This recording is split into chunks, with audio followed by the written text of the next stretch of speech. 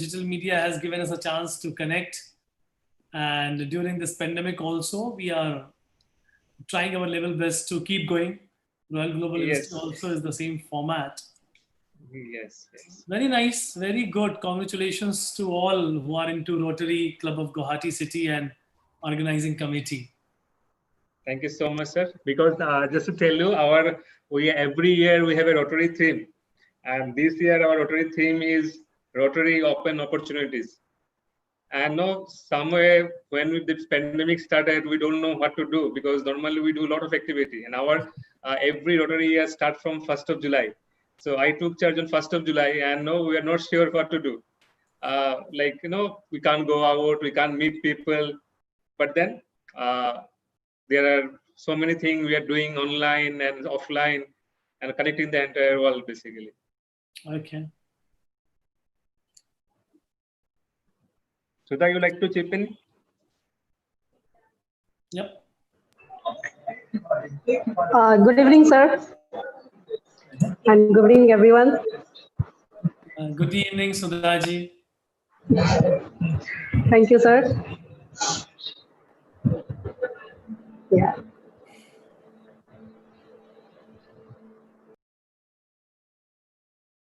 Sir, we will be starting the session within 2 to 3 minutes, sir. It's 6:27. Sharp at 6:30, we will start the session, sir. Okay. So I'll do an alternate arrangement, because at times when we have a power failure, I get disconnected. So I will switch on my iPad also. So I'll be joining from 2 devices. So that if one device will go, I'm ready with another device. Sure, sir. Sure, sir. Jadida.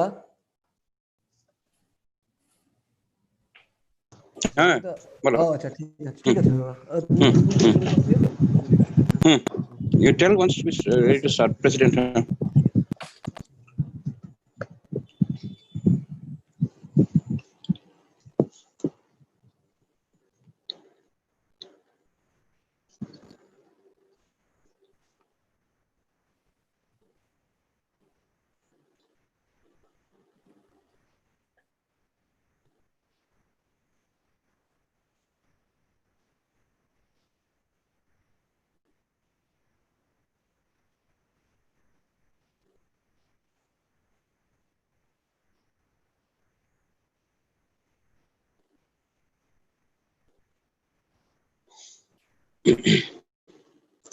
Abhimanyu, can you hear me?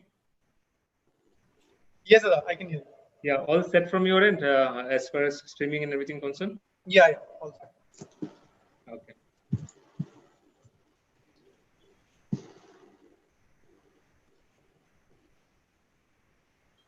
The countdown begins.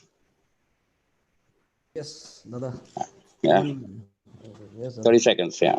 30 seconds, sir. 30 seconds to go.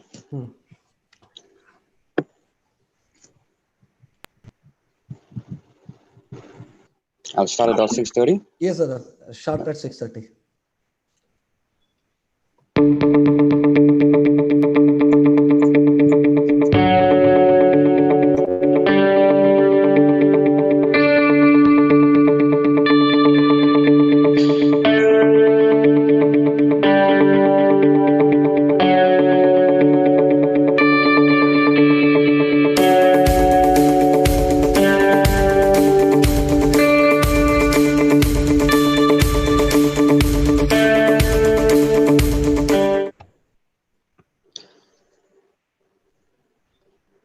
A very warm good evening to everyone. Today we enter the second day of Disha.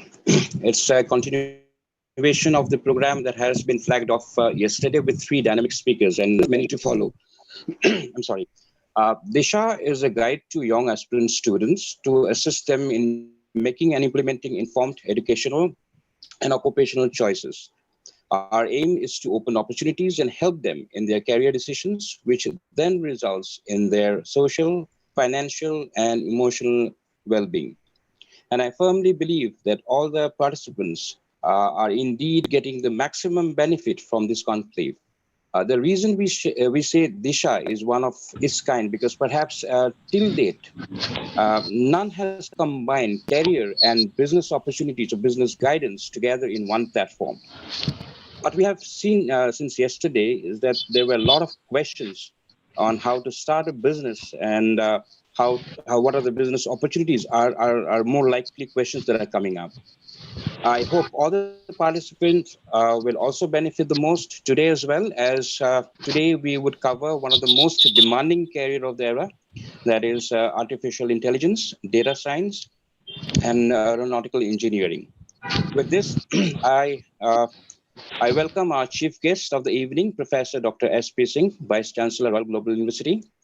Speaker for today, Mr. Bharani Kumar Depuru, and Mr. Bhargava Ramana, CEO of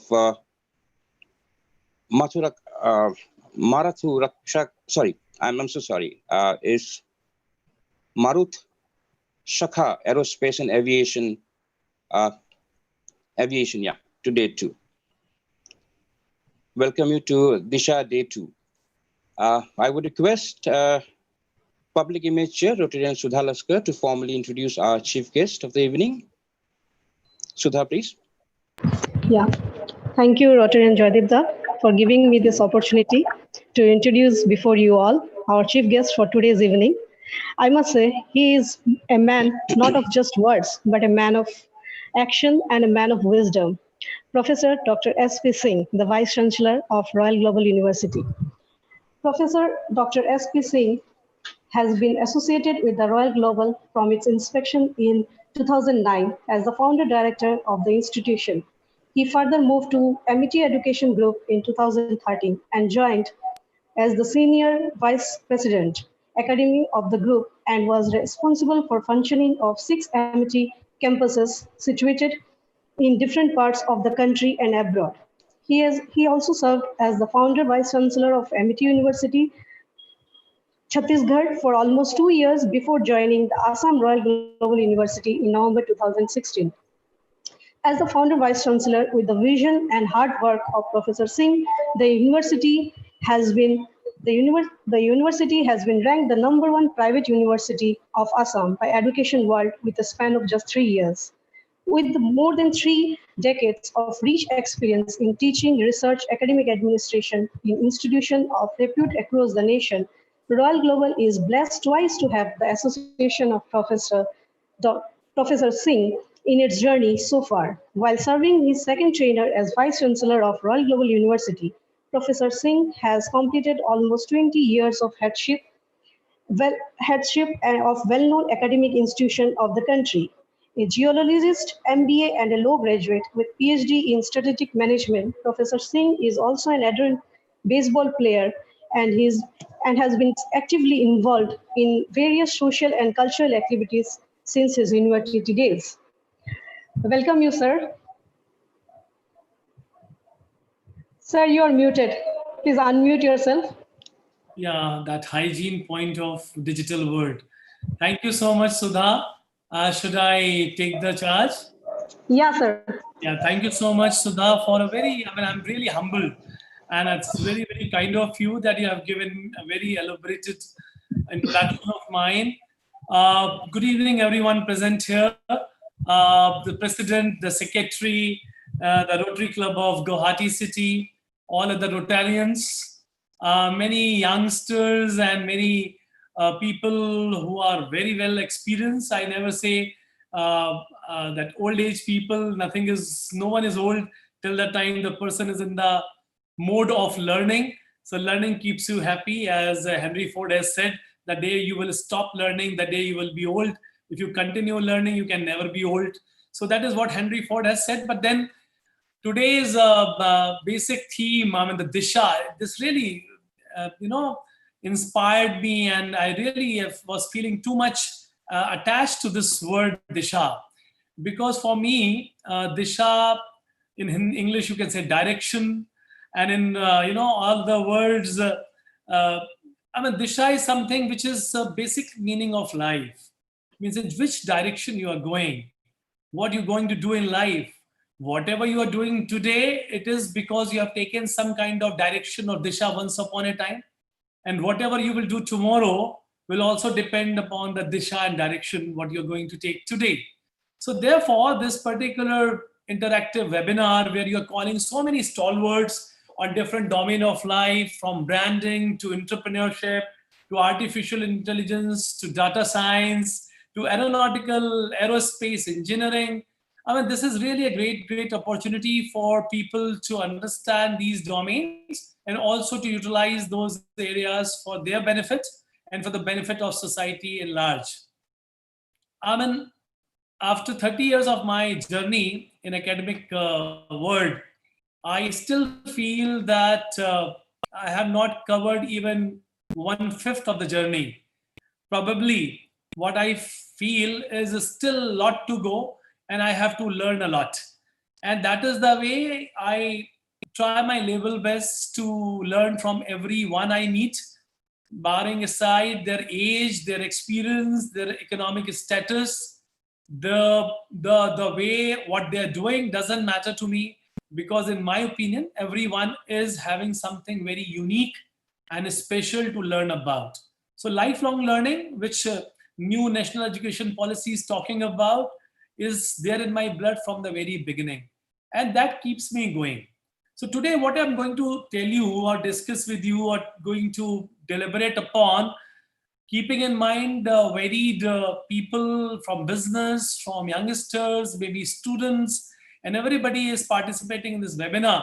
So therefore, I would like to say a few things which probably will be useful or maybe of some concern to everyone, but some will be of more weightage to some people of a different age group or different experience, and some youngsters, and for others, there will be a different kind of deliberation. And this is a cafeteria approach. I will try to put up many points. You all are free to take out whatever, take in whatever you want to, because in cafeteria, you can pick and choose. Whatever you don't like, please don't criticize me end of the day. Please understand that I'm talking for different strata of people and also from my little knowledge, my experience. So if at all you do not like anything or you not relate yourself with anything, please stop criticizing anyone, including me, because end of the day, I want to sleep well after this webinar, and with your negative vibes, probably I will feel difficult to sleep in the evening. So I'll try to do justice to this 20-25 minutes being given to me. And to begin with, I would say that, I'm from Lucknow. And from Lucknow, the first time I shifted anywhere in the country was Guwahati. So the two cities which are in my heart now, 11 years almost in Guwahati and 40 years in Lucknow, I would say that I'm still very fond of my city of Lucknow, and now gradually I started loving Guwahati also. And it took a lot of time. It took 11 years that gradually I started loving it. Then from Lucknow, if at all I'm going to start, because Disha has actually given me a hint to start with something which is very close to my heart. I will recite a sher because I'm from Lucknow, and I'll explain it to you also. And probably this is a very deep meaning it has. And that deep meaning is because most of the time we are busy thinking that why somebody is very successful, why somebody is a big failure, why somebody is very happy, why somebody is having everything but not happy. But what happens if you have happiness and you have everything?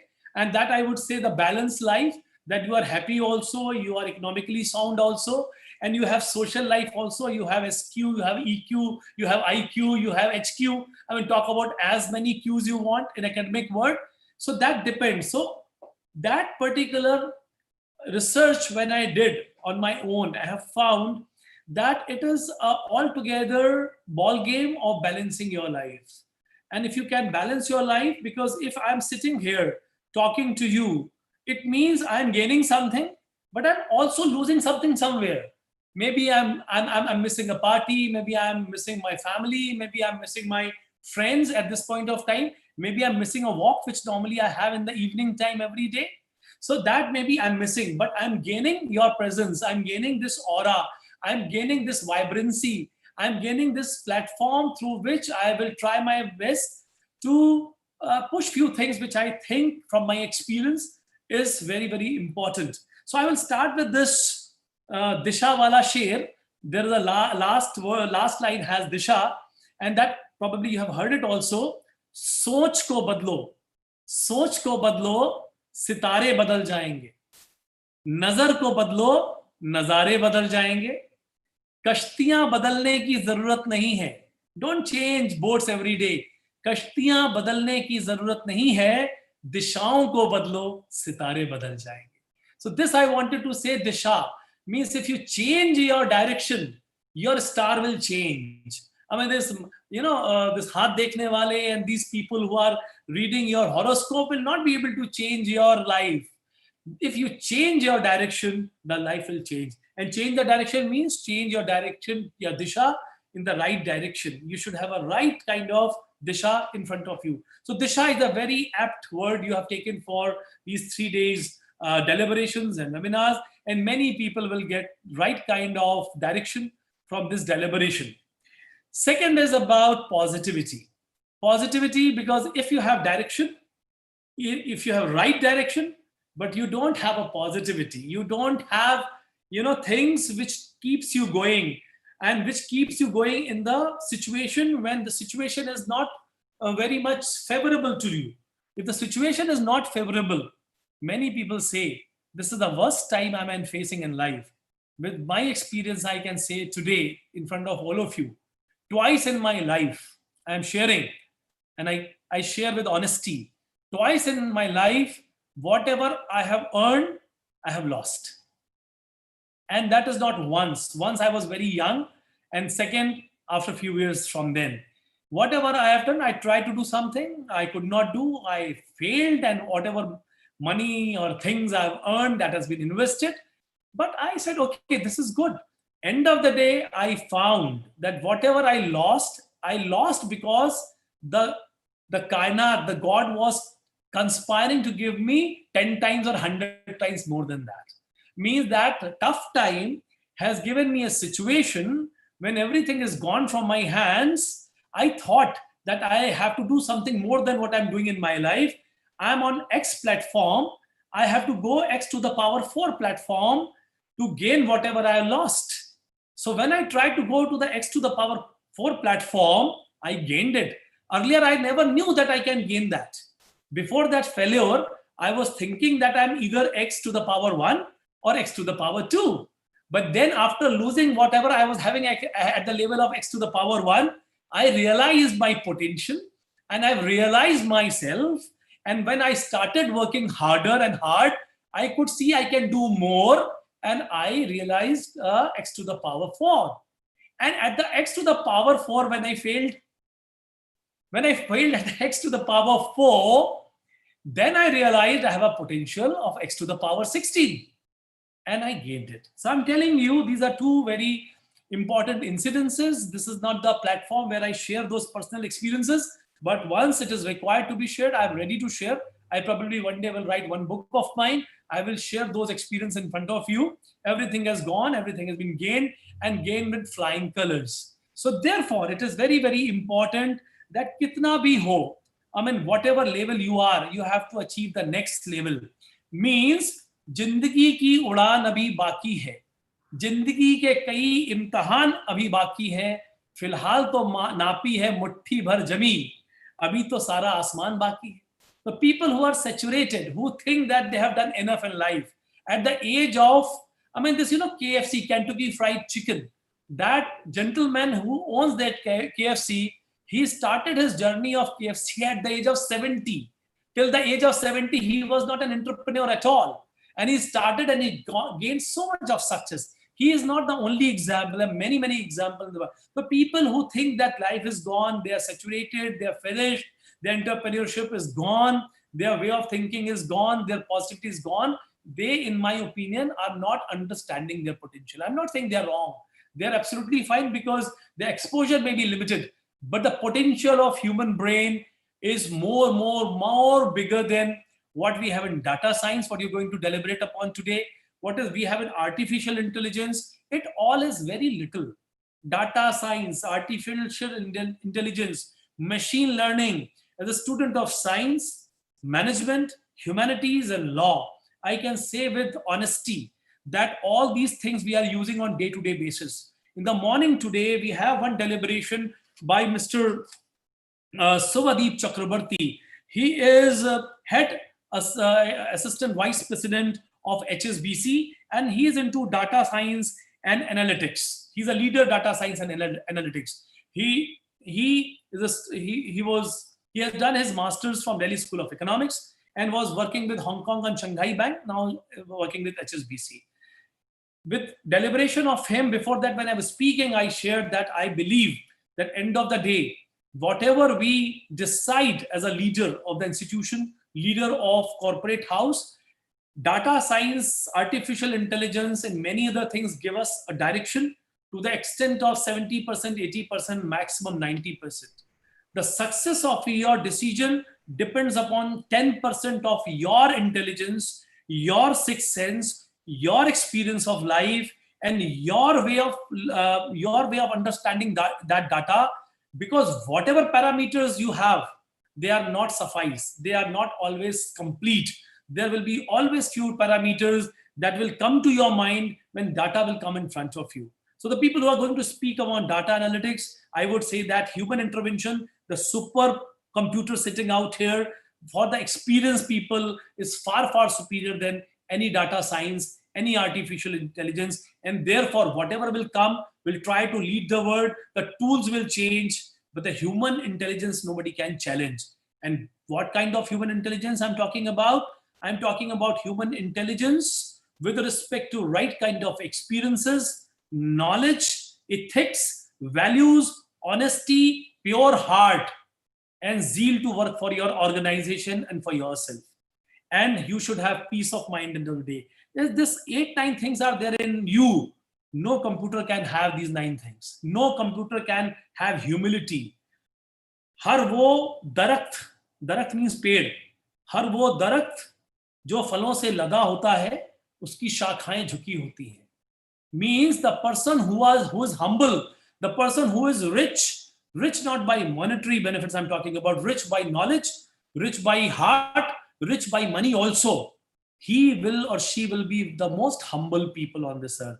क्योंकि प्रकृति ने भी, this nature has actually shown it to us कि जो भी, I have mango orchards in Malihabad, Lucknow. I have seen myself from my eyes. Whenever there has to be a very good crop of mango, these very thin branches of mango tree, they used to bend down. They used to bend down to touch the ground. We used to make some kind of arrangement to keep those branches above the ground. Means they at times were so full of, and then as soon as there will be good fruits on your branches, you will bend down. कोई जो झुक के आपसे मिलता होगा, कोई जो झुक के आपसे मिलता होगा, उसका कद आपसे ऊंचा होगा. I'm not talking about the physical sense. If somebody is very humble not from your words. I mean, here I have something which I have learned in my life, I will share with you. The people who speak very, very politely is very good till the time they are very polite from their heart. But one kind of people I have met in my life, and many times they deceive people by their communication skills, by their humility, visible on their face, multiple personality disorder. They are at times very cunning people from heart, and they are very bad people from mind, and they are very humble from their outlook.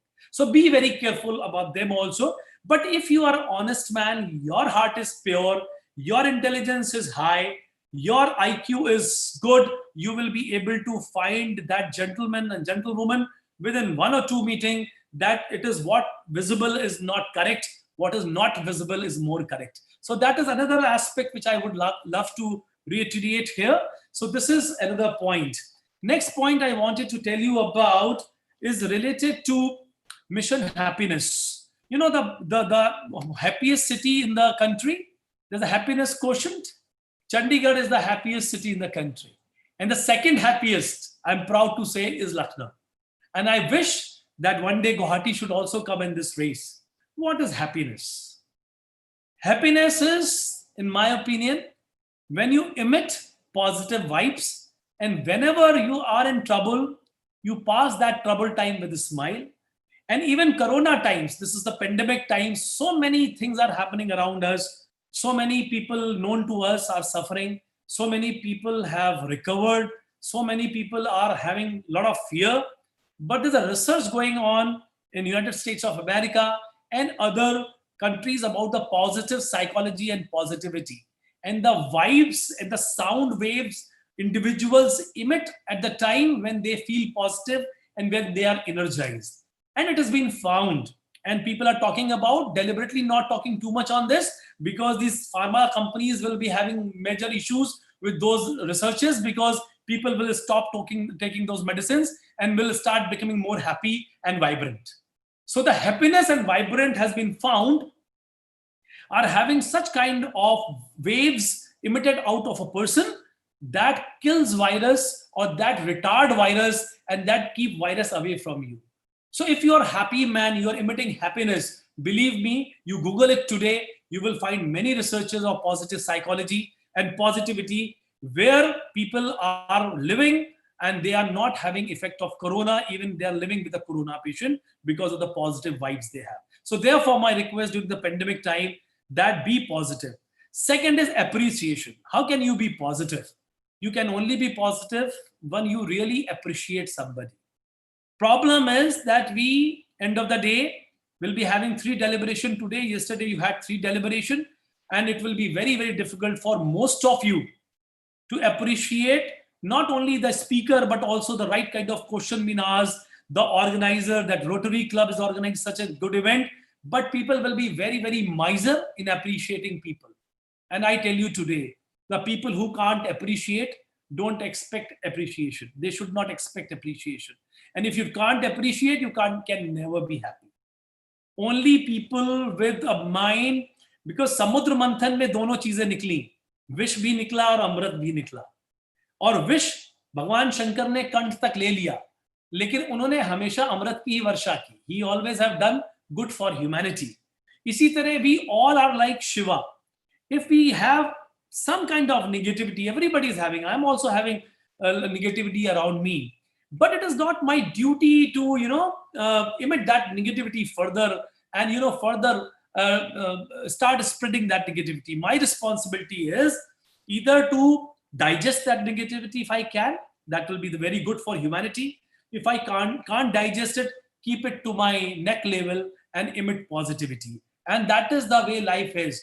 Because if you are positive, there will be peace. If there will be peace, there will be happiness. If there will be peace and happiness in you, there will be peace and happiness in the family. And if there will be peace and happiness in the family, there will be peace and happiness in your business, in your social circle, in the society, in Rotary, in Guwahati, in Assam, and in India and world. So this is very, very important thing. Therefore, I say that you have to be very, very careful about the peace in your mind. Second thing about success and courage. Entrepreneurship, people have talked about yesterday. I little bit want to touch upon it. Never ever think in your life, because I was talking to Sudha in the morning today. I said, let me talk something about failures, because failures are a very, very important part of life. Very, very important part of life means if you have not failed in your life, you have done nothing. I mean, you have to fail. I mean, fail not only in small things, you have to fail in big things also. Because if you fail, you might not get success, but you will be ready for a bigger success that I've given you example of mine. But at the same time, if you don't have courage, you always have a fear of failure. Fear of failure is the biggest fear. Fear of failure. So my young entrepreneurs, budding entrepreneurs, my students, and all young people of Rotary, my advice to you is take risk. And if you can't take risk, you can never be successful, and never fear from failure. And for this, I would say, manzilein unhi ko milti hain. Manzil means success. I'm talking about the last thing you want to achieve from a particular project. Manzilein unhi ko milti hain jinke sapnon mein jaan hoti hai. You have to dream, and your dream should have life. Manzilein unhi ko milti hain jinke sapnon mein jaan hoti hai. Pankhon se kuch nahi hota, हौसलों से उड़ान होती है. So unless and until you have courage, हौसला, you cannot think of flying off. I mean, उड़ने वाला जो पक्षी आप देखते हो घोंसले में होता है, एक छोटा सा माँ उसको घोंसले से ढकेल देती है, चील और पक्षी, और वो थोड़ी थोड़ी लड़खड़ाता है, फिर लड़खड़ाता है. आपने बहुत सारे डिस्कवरी चैनल पे ऐसे प्रोग्राम देखे होंगे. बट उसके बाद वो उड़ जाता है। तो जब तक आपके अंदर हौसला नहीं है, आप उड़ नहीं सकते हो। ऐसे ही छोटा बच्चा, बट क्या है, nowadays we are too protective about children. We don't let them go on road, we don't let them go and talk to strangers, we don't let them go and play in the field कि कहीं उसको चोट नहीं लग जाए. We are so protective about our children, and therefore we are discouraging them to have courage. So my request to all parents out here, that please encourage your children to take risk on the daily basis little bit, so that they are ready for a bigger risk, because they will be part and parcel of the society, and they will face many challenges, and they will be facing many failures, and prepare them for failures, not always prepare them for success. Because if you are always thinking in terms of success and you fail from life. So be very optimistic about failures. Failures will come to you, will come to your children's life, and that will make them stronger. And if they have strong wings and if they have courage, they will fly off. So this is what I wanted to say with respect to positivity. And also, if you see, like I at times listen to Shivani ji, Sadhguru ji, Shri Ravi Shankar ji. Spirituality is in my blood, and I'm very religious person. I believe in all religion. Fortunately, I got a chance in my life. For 5 years, I was working in an organization where we used to have Sarv Dharm Pratna Sabha. Every day we used to do prayers for each religion. So I have empathy for all religion. But as a Hindu, I can say that we have a religion which teaches us about the peace of mind, tranquility, and meditation and yoga. And yoga and meditation is what not all, I go beyond, what not all being taught by Yoga Guru or by Patanjali or yoga. Yoga and meditation is also possible even if you don't do anything and sit for 1 hour, half an hour in tranquility. That will require more practice than pranayam. That will require more practice than yoga, because yoga and pranayam can be practiced and learned, but tranquility can be learned once you can make your mind peaceful by sitting alone and enjoying yourself, enjoying your presence in this world. So this is what the tranquility is. And if you are having that, I think yoga and meditation and pranayam is supporting that tranquility. So this is beyond. And I tell you how to achieve this tranquility, how to achieve that happiness, highest level of happiness, which is beyond yoga, beyond meditation, beyond physical exercise, beyond Zumba, beyond your gymming. It is beyond that. Is I have learned from sports. There is nothing. I have played baseball for 12 years continuously, 3 hours per day. And I tell you, recently I've seen a movie called Golden Ball. I think it's Golden Ball. Yes, Golden Ball. And it is a USA 25 years back that this movie has come.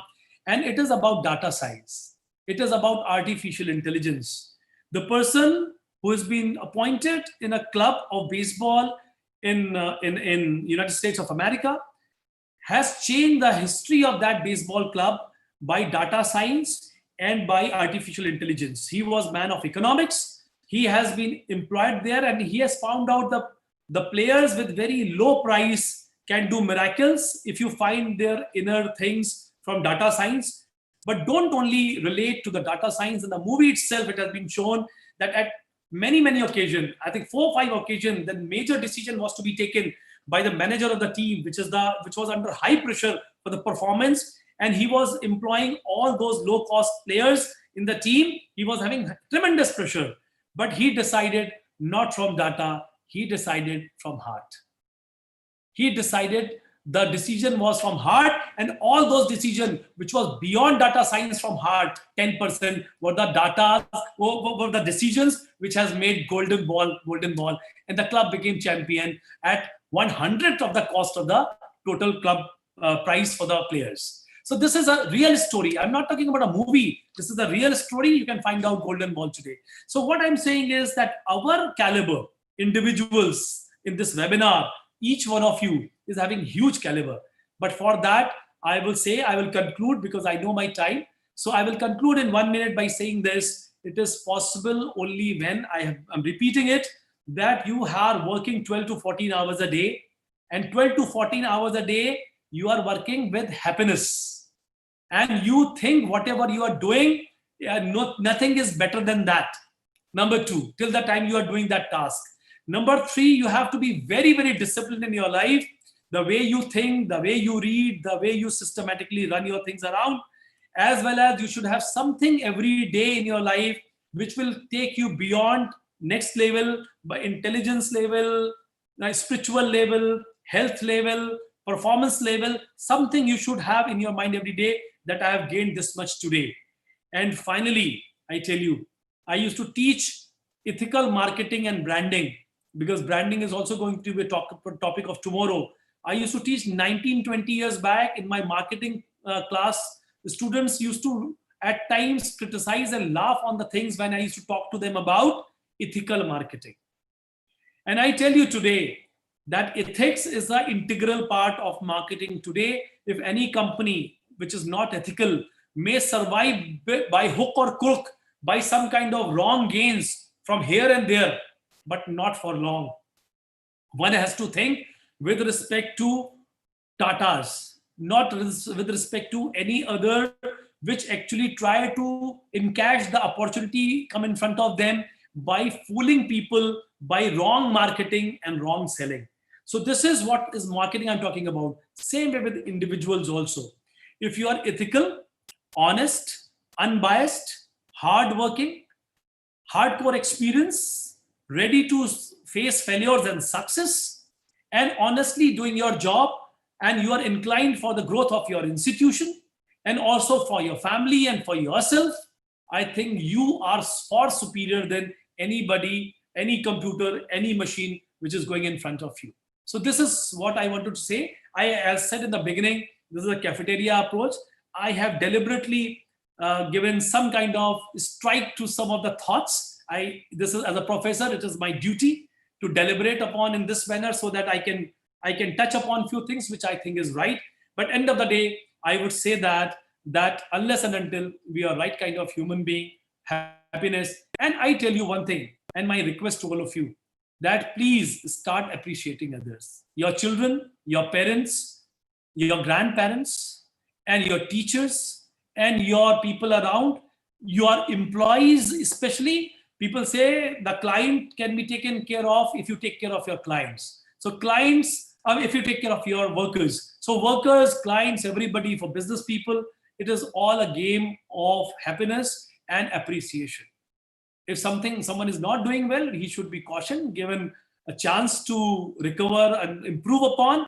But if somebody is doing good, I think everybody requires a pat end of the day on his back, so that the person feel happy, take happiness back at home, sleep well for the night, come back to you with more happiness tomorrow, and give you more laurels in your institution, in your workplace. So this is the way life I have learned.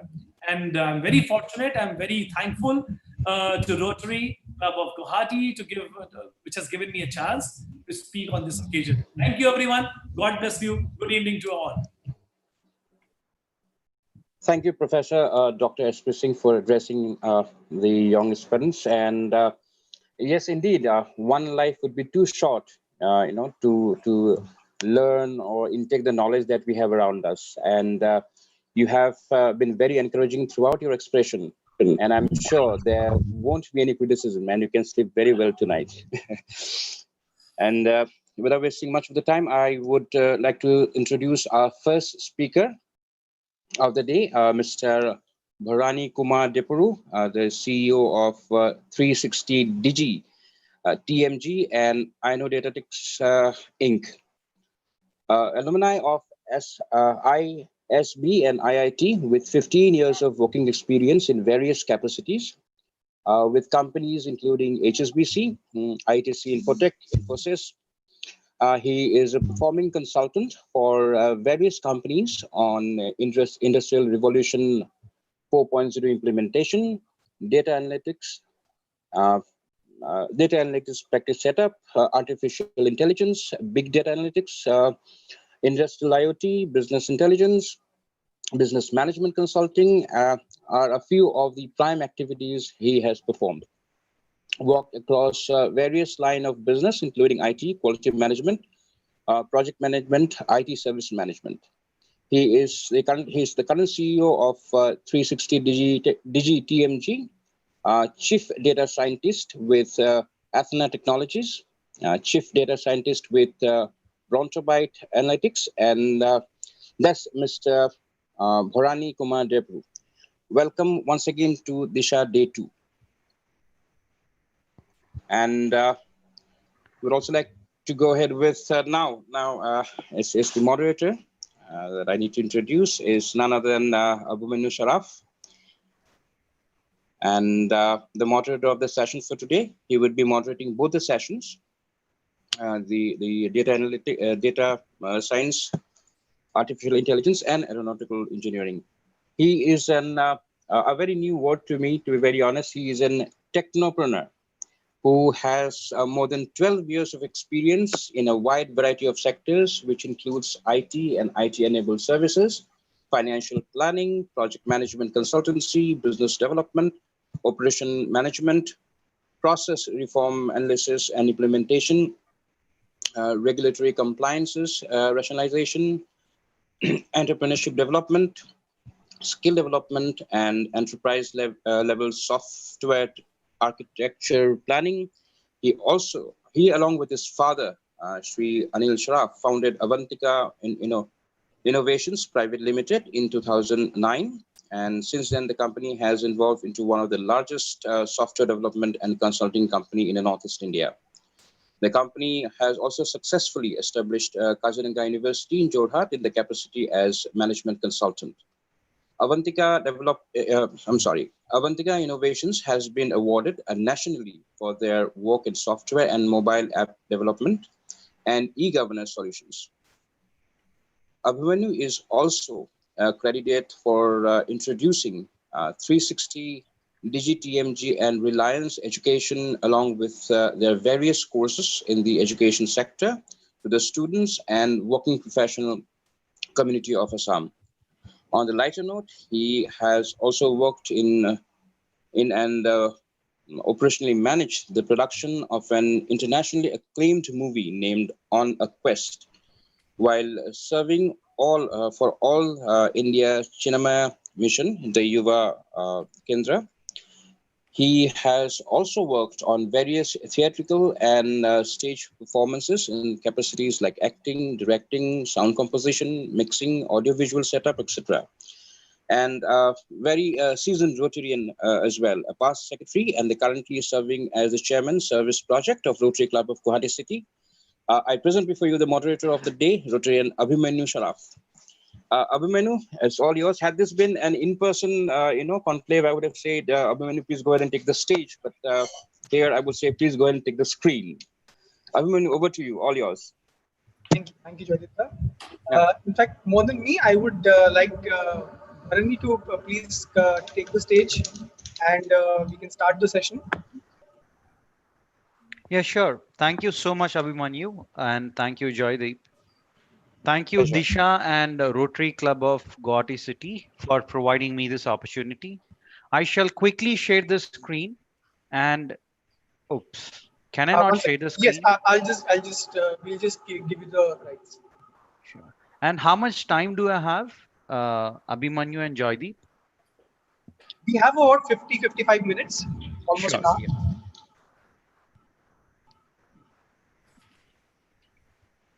yeah. Can you make Bharani the co-host?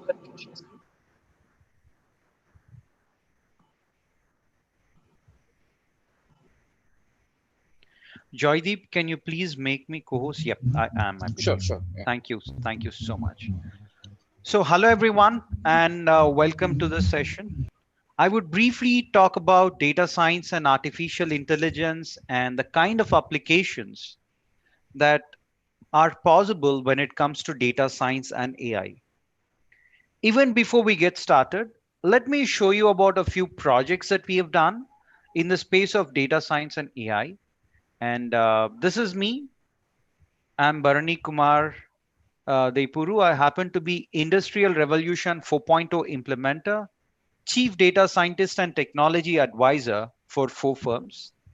I am an alumnus of Indian School of Business and IIT with 15 plus years experience. I work with HSBC, ITC Infotech, Infosys, and Deloitte.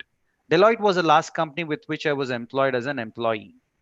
Post which we embarked on a journey to start our own company, and here we go. I happen to be director of Innodatatics, which is a USA-based analytics consulting firm. And we have been ranked as the 20 most promising data analytics solution providers for the year 2018. And we are headquartered globally in US, Edison, New Jersey, and in India, we are headquartered in Hyderabad. I happen to be advisory committee member of Sixpis, which is a Malaysian accounting firm. I am a chief data scientist of Brontobet Analytics and chief data scientist on Athena Technologies and a director, full-time director of 360 Digit MG. So let me quickly show about a few posts that I've done about the projects that we have done in the past. We have also authored a book. I am the key author, and I'll speak more about this book later. But then let me move on and explain about the projects that we have done. We have come up with a product of our own, which is going to suit the industry like a tea in the COVID world that we are currently living in, right? If you use biometric system to scan your attendance, it is going to risk the other people as well. The chance of spreading virus is multifold. So what did we do? We have used artificial intelligence system wherein we have used facial recognition system to recognize the people and automatically track the attendance, automatically send the reports out to the various stakeholders. We also have thermal sensors which will track the body temperature. And if your body temperature is more than 100°F, then you would be denied entry into the office. Not just that, we also have behavioral analytics system wherein are the employees happy or sad, or are they disgusted? These kind of details can be tracked. And the advantage is that reporting managers can take appropriate actions. And in case of fire accident, you can actually trace out which floor the employees are stuck, so that your fire evacuation team exactly goes to that room or that floor and try to evacuate the people. These are the bunch of benefits. We are the only EdTech company in India whom Panasonic India Innovation Center has chosen as a preferred training partner. And we have UK accreditation, IBM. We have jointly launched a few programs in collaboration with IBM. We have also built forecasting model to forecast the number of COVID-19 cases. And this model was built in collaboration with Apollo Hospitals. And we have achieved an accuracy of 98%. So our forecasting model was 98% on track in terms of forecasting the number of COVID-19 new cases. And what has also happened is South Korean team who also collaborated in working on this model, they have taken this model ahead. But then Indian government has passed a directive saying that no forecasting pertaining to COVID-19 should be done. And that is why we have put it on a back burner. But if you want to learn more about this use case, if you want to know what techniques we have applied, then you can actually watch all these videos on our YouTube channel. I will also direct you to that if at all you are interested. We have done a project for Telangana state government here.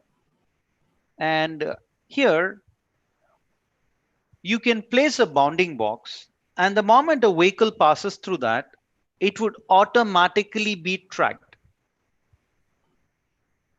And eventually over a period of time, are the number of vehicles crossing this specific junction increasing?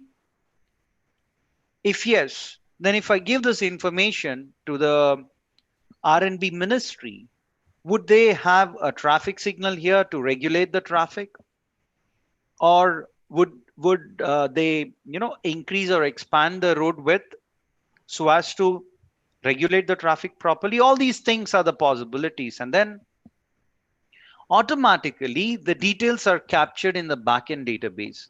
For demonstration purpose, I've shown you this video wherein we have captured the data in Excel, but in real world we have put that in the backend database. If you happen to be to Hyderabad, please do not forget to have biryani. Yeah, and also visit Paradise, which is the famous biryani outlet here in Hyderabad. And the reason why I'm telling that is because one second, I think a lot of people are doing. Yeah, done. So, you can just scan the QR code, open the chat bot, and place an order for food while you're seated on the table. Analytics for you. We have also come up with behavioral analytics. Now that we have this online training, online mode of delivery at its prime, we thought this product will suit app. But we have built this even before COVID-19, even before, I think last year, that is when we have actually started off working on this model. What this does is, if students are watching the videos, it will put a bounding box. It will track the behavior of the person, of the student. Towards the end, it would say that, do you know what? Congratulations, you have watched the video for, where did that go? Yep. Congratulations, you have watched the video for 2 hours, but in these 2 hours, from 40th minute until 44th minute, you were disengaged. You were either on call or falling asleep, or you appear to be quite disengaged. Do you want to watch only this portion of the video again? If yes, click on this. When student clicks on this, students are taken to just this portion of the video. So they watch only this portion and then they come and take the exam. Behavioral analytics. We have also included an AI-driven chatbot in this, and the product that we have built is this product, which is AI Spry. Okay, this product also has AI-driven chatbot functionalities. What would those functionalities do? If a student is watching a video, for instance, and if a student has doubt, these are all recorded videos, okay? And if student has a doubt on a specific concept, he can ask the chatbot the way he would have asked a physical tutor or a lecturer or a professor, thereby giving the in-class experience. And what we are also trying to do using augmented reality is that we are trying to replace the chatbot view with the human face of the tutor. Say, for example, I've trained on a few concepts. If my face, my photo would be there instead of the chatbot window, then students will feel as if they're interacting with me. When they ask a question, it's also speech enabled. When they ask a question, they will feel as if I'm responding to them or the tutor is responding. So it's like AI tutor with you throughout. And we have also built a robot, AI-driven robot. Of course, we have done a lot of additional things, but then in the interest of time, we have also come up with a robot. And if at all you happen to be to Hyderabad, please do not forget to visit our office. It's there on our website. I'm going to show you that. Innodatatics. I'll be more than happy to host you guys. You can come experience our Winnie. Winnie is the name of the robot that we have. This is in 2019. And 2020, we have done a lot of advancements to it. It would walk, it would shake hand, it would hug you. Okay. And you can talk with it, you can ask questions pertaining to data science, AI, and it is going to respond back. These are the bunch of benefits that you'll have.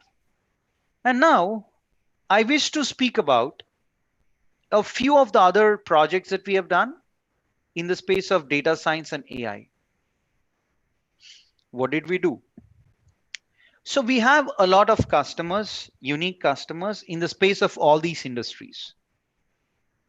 And data science and AI are industry agnostic. They are not applicable to any specific industry per se.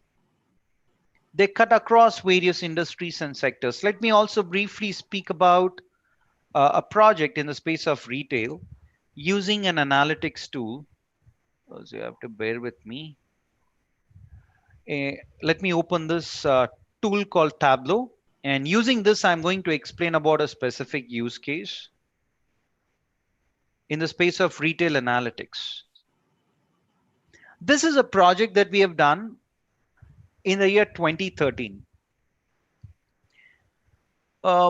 Back then in 2013, we have done this for a specific client in a specific country, which we all probably hate the most now because of the issues happening in Northeast. But then without naming that country, by now, you know which country I'm speaking about. We have been there and we have done this project way back in 2013. This is for a shopping mall. What we have done is the moment someone enters a shopping mall, we provided them free internet access. I'm speaking about 7 years backstory. Internet now is extremely prevalent. Back then in 2013, it wasn't as prevalent as what it is now.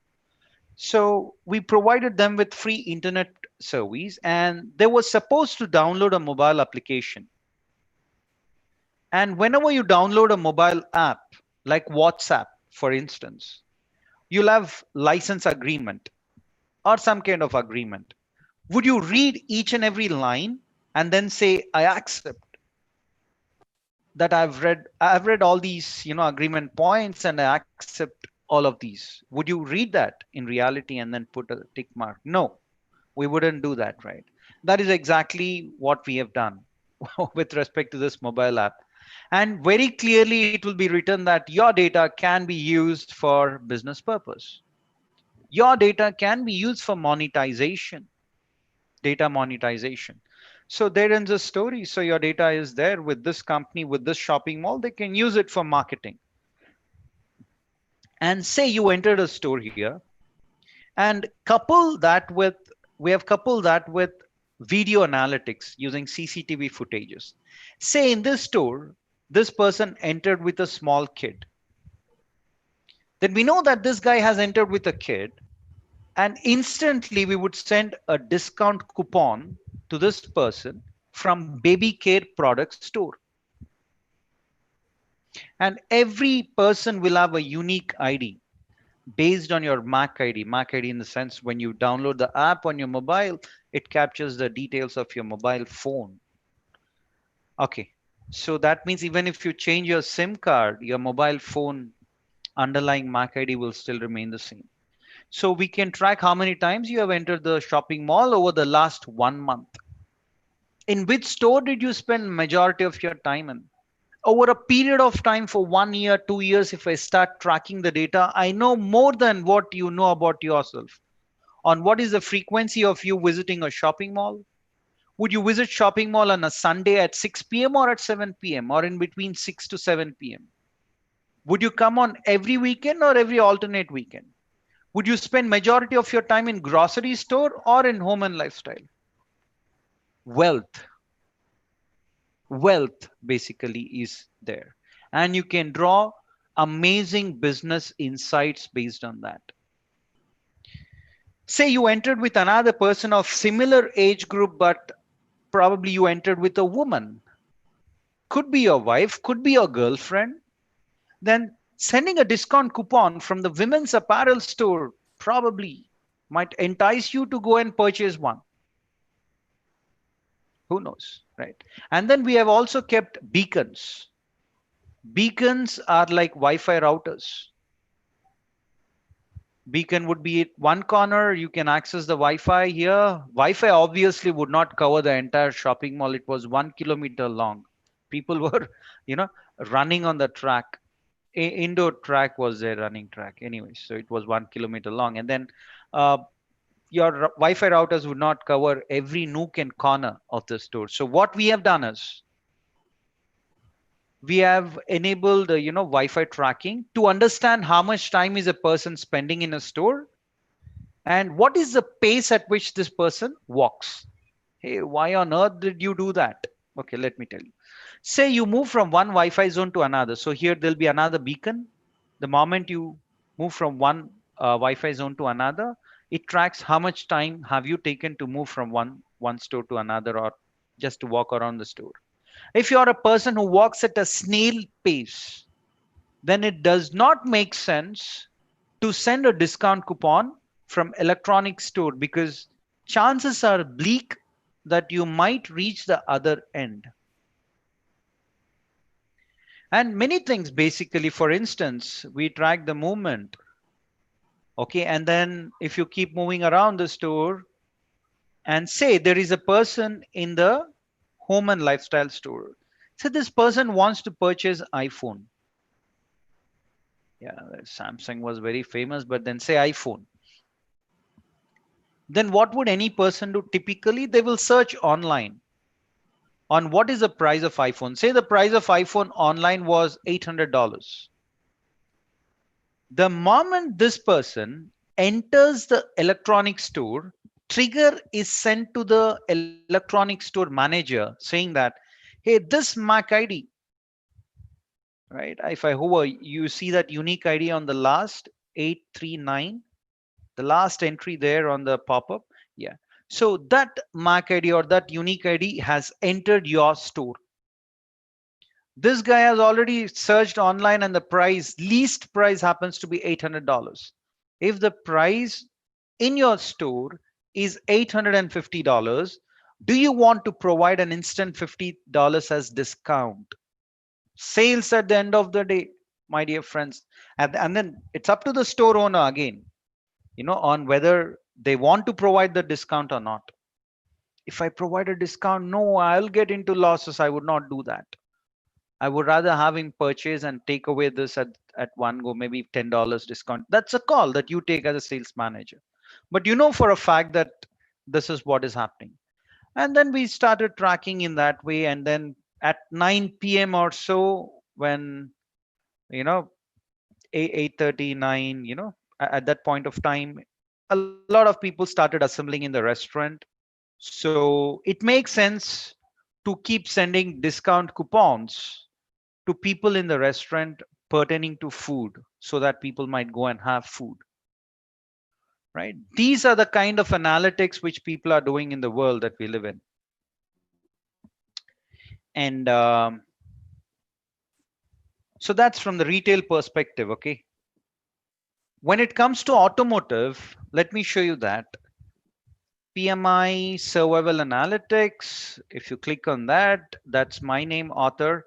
And this is a project which we have done across India in 2017. When we have presented our project work, there were close to 100 plus successful analytics projects which were presented.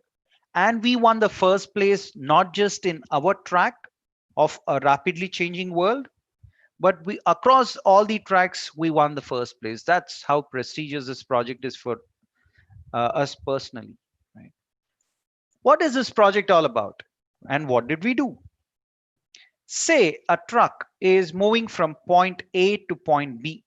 Say a truck is going from Hyderabad to Guwahati. What if the truck breaks down midway? Who are the various people who are negatively impacted? Sure, the truck owner, sure, the logistics company, the customer who is expecting the goods, the sender, commuters, you will be blocking the road. But then the key stakeholder who was negatively impacted was original equipment manufacturer. What would you do if a vehicle breaks down? You call the service center, you say, hey, my vehicle is under warranty, come and fix it. Then your OEM has to send the technicians who will try to fix the issue. If they cannot, they tow away your vehicle to the nearest service center, replace the parts, and then let you go.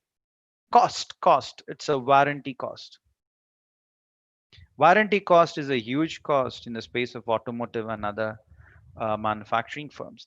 And not just that, insurance firms also get impacted, because if you have an insurance, you claim insurance, not just for your vehicles, but for your goods.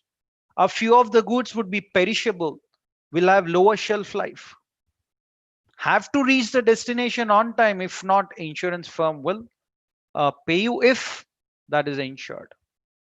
So this project that we have done was jointly funded by OEM and the insurance firm. What did we do here?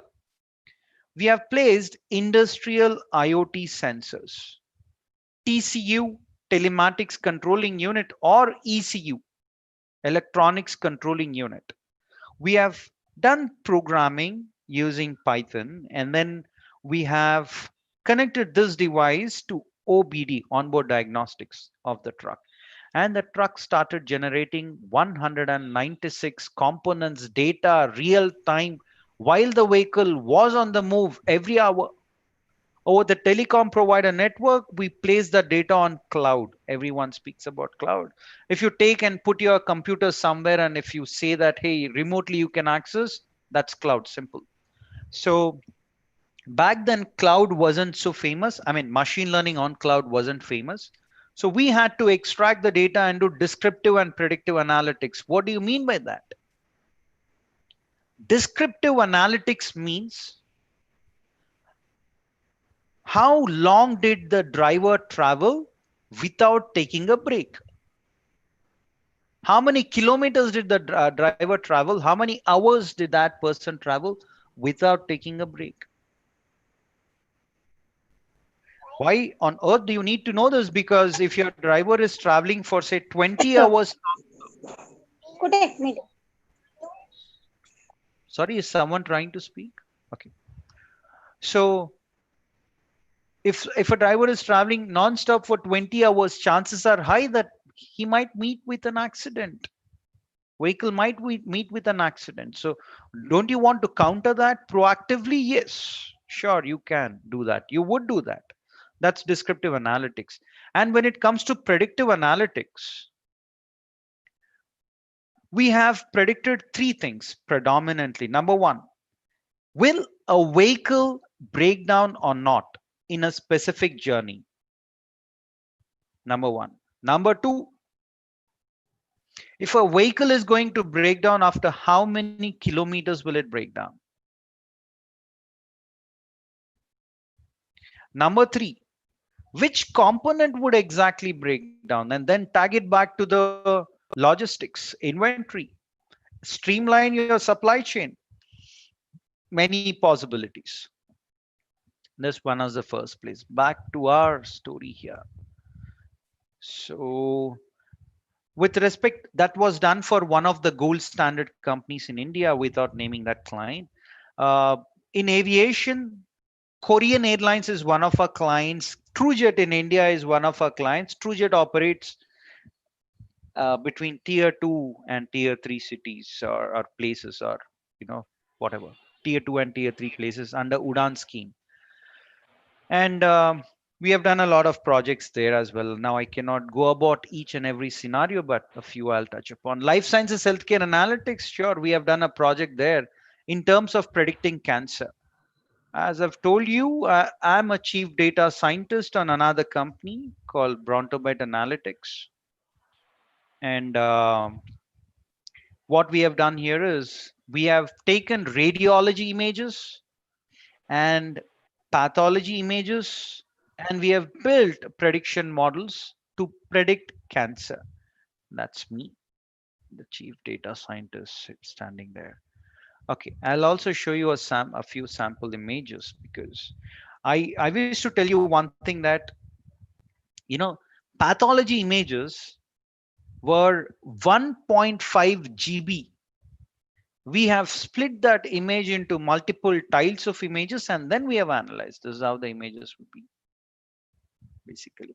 This is your tumor. For biopsy, they will insert a needle, take out a small tumor, send it for biopsy, and then what they do is they put a liquid on the tumor, they rub it against a glass, and then they put it under a microscope, or you can look at visualize it on a television, which is a very lengthy television set, and pathologist is going to make a report on whether there are true traces of cancer or not. And we also had basically radiology images. That's in the space of life sciences healthcare. Manufacturing, we have Coca-Cola, which is one of our big clients. And what is the work that we are doing for them? In Coca-Cola, we have machines. Of course. I mean, of course, we will have machines. Anyways, I just ignore my statement over there.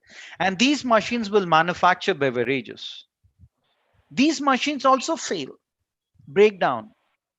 These are not planned stops. These are unplanned failures. So we have already machines had a few sensors, industrial IoT sensors. A few we have placed. For example, you'll have temperature sensors, filler sensors to check how much syrup are you filling into the bottles. Chiller sensors, the syrup should be maintained at a certain temperature. Pressure sensors, blower sensors, vibration sensors, sound sensors, bunch of those. And then we have taken the data and we have not used cloud because cloud wasn't allowed, but you can, that's a possibility. And they had SCADA system, like industrial computer, in which certain data was there, and certain other data we were sending to their data center. Okay, in terms of servers.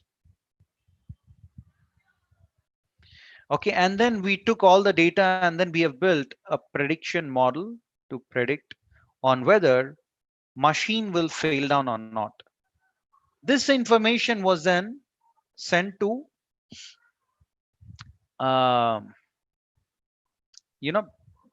technicians on ground, and these technicians, the moment they receive an alert, would go and immediately fix the issue.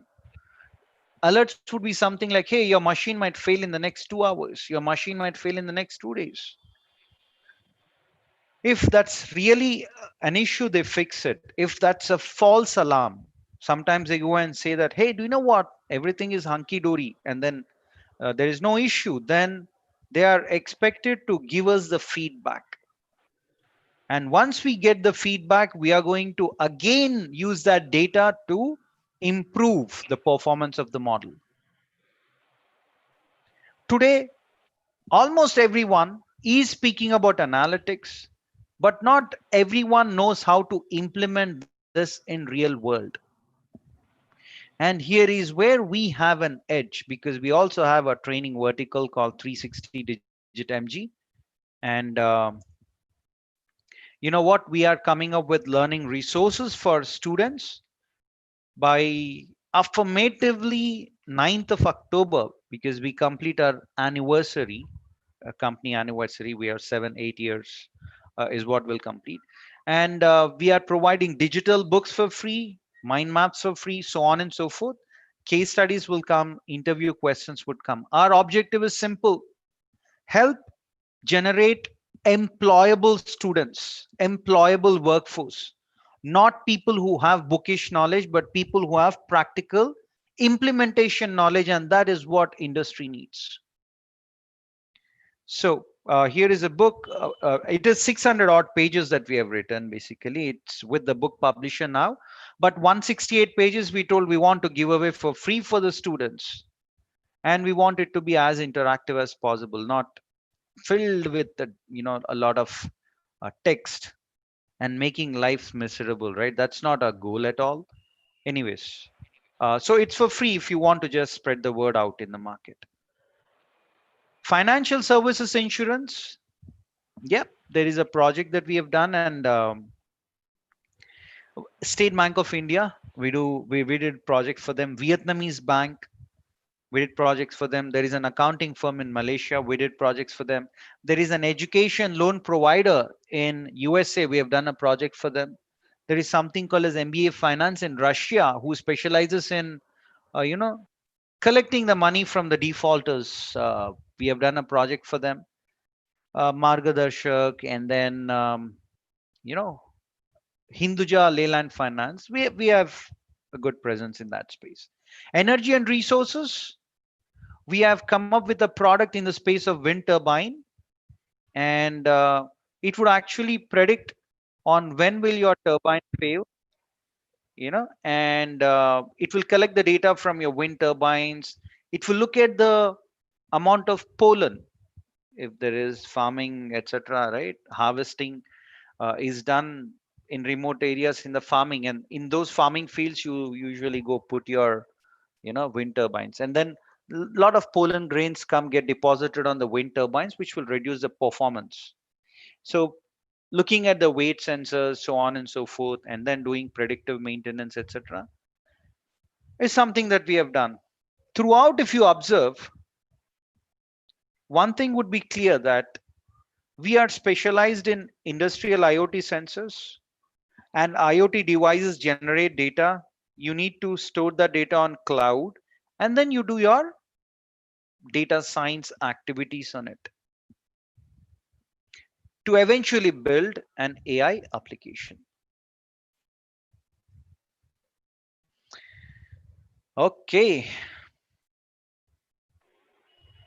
Finally, I will speak about, telecom and technology, and with this, I will hand it over to Abhimanyu. So what we have done is drone-driven analytics. You have a lot of telecom towers, and the technicians would actually climb up the tower and then look at the components. I'm not speaking about electronic components. Electronic components failure, sure, you can identify, because if they're not generating data, that means something has gone wrong. But what about the non-electronic components, right? So someone has to climb up, look at whether all the components are good or bad, and then if you have 1,000 odd towers, doesn't make sense to climb all the 1,000, right? We have technology now. So you can fly drones on top of telecom towers, capture the videos, determine which are the components which are faulty, and then there you go, right? So these are the kind of innovative solutions which are possible. And for the people who want to embark on this journey, let me tell you that you take any company, friends, any company whatsoever, like Infosys or Accenture, okay, you take any company. So what happens is they operate across the various industries: aerospace, automotive, banking, capital markets, so on and so forth.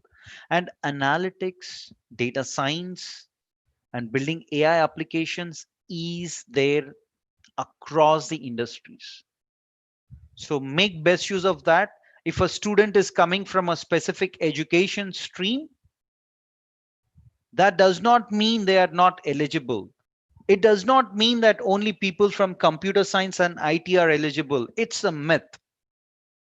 Even people from BCom, BA, etc., they are, getting jobs in the space of data science and AI. And for that case, one more final thing before I hand it over. So, you know what? Now world is moving from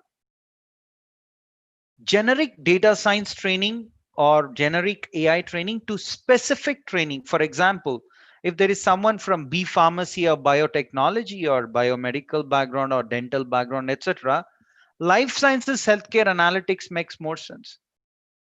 Till date, we started this training somewhere in the month of Jan, if I'm not mistaken, Jan 2020.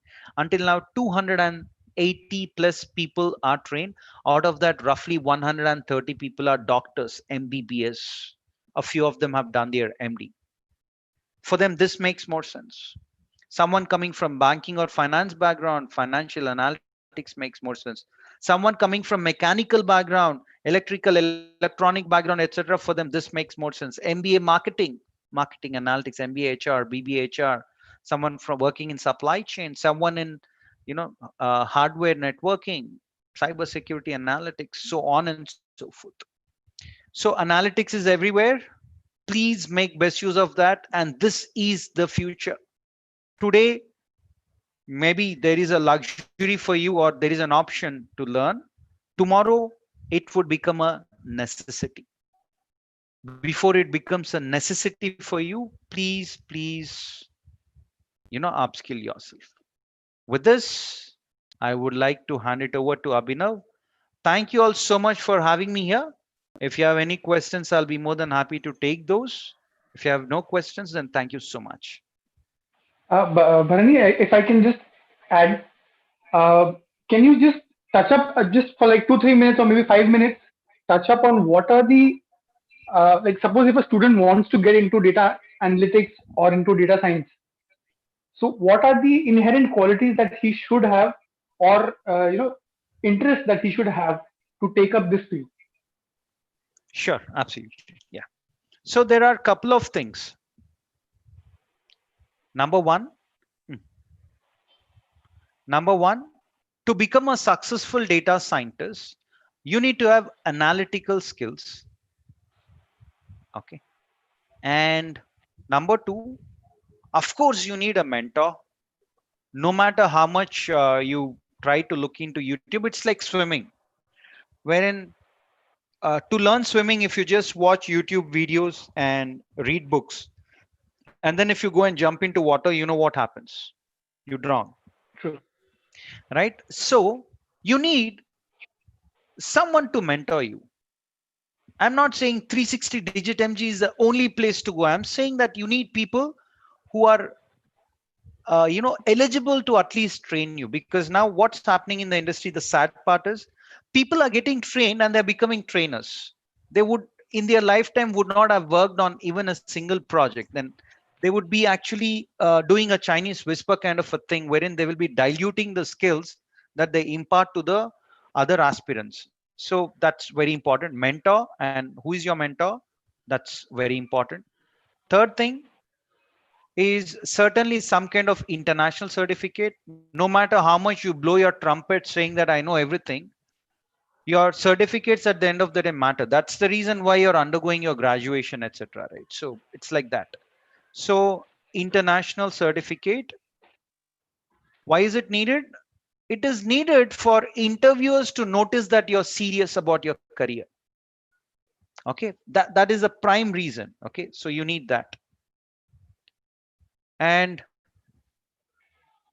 another very important thing is internships. If you get trained and if you're not working on any live project, it doesn't help at all. Here is where the meat lies. What you put on your resume about the project that you have worked is going to speak a lot. Okay. And finally, of course, you choose someone who also provides you with job assistance. And please be active on LinkedIn, where a few of the positions get filled just based on how active you are on LinkedIn in terms of posting about all your learning and all that. So this is what I would say. And since Abhimanyu, you have asked that, I can also do this as a start. You can go here to our YouTube channel. If needed, I can post. Can I don't think so. Anyways, so you just subscribe and click on this, and you can watch these videos. The first set of videos that you see will help you gain some kind of traction on what is data science. These are there for free, right? So I request you all to just watch that. Yeah, Abhimanyu.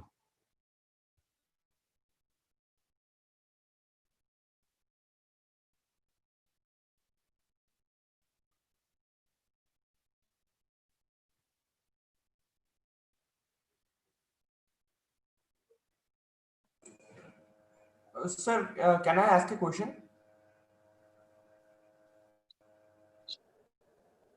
In the mall, in the shopping mall, you displayed a data science technology for monitoring the people who go through different stores. Yeah, please go ahead. Yeah. In that, I have a doubt. What if the person don't use a Wi-Fi of that mall? What if a Then you person? cannot track. Yes, sir. Is it a compulsory that one person should turn on the Wi-Fi in a separate mall? They have to download the mobile application. So how do you download? If I just say download, you would not, right? So there was some, we have given free Wi-Fi and told that, the moment they connect to the free Wi-Fi using certain credentials, immediately there was a message which would pop up saying that, hey, do you want to download this so that you can at a glance understand about what are the various discounts going on across the store? In that way, we lure the people into downloading that app. Yes, sir. Yes, sir. So without business knowledge, you cannot do this. I mean, you have to couple this with the business knowledge. Yes, sir. Thank you, sir. Sure.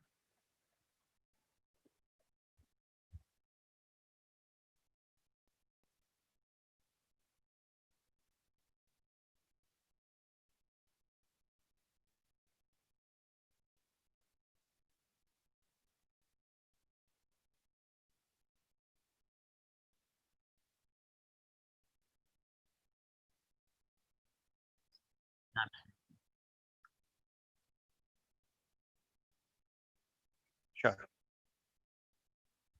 Thank you so much, everyone. Thank you so much, Disha and Rotary Club of Guwahati City. Thank you all. Thank you, Abhimanyu. Bye.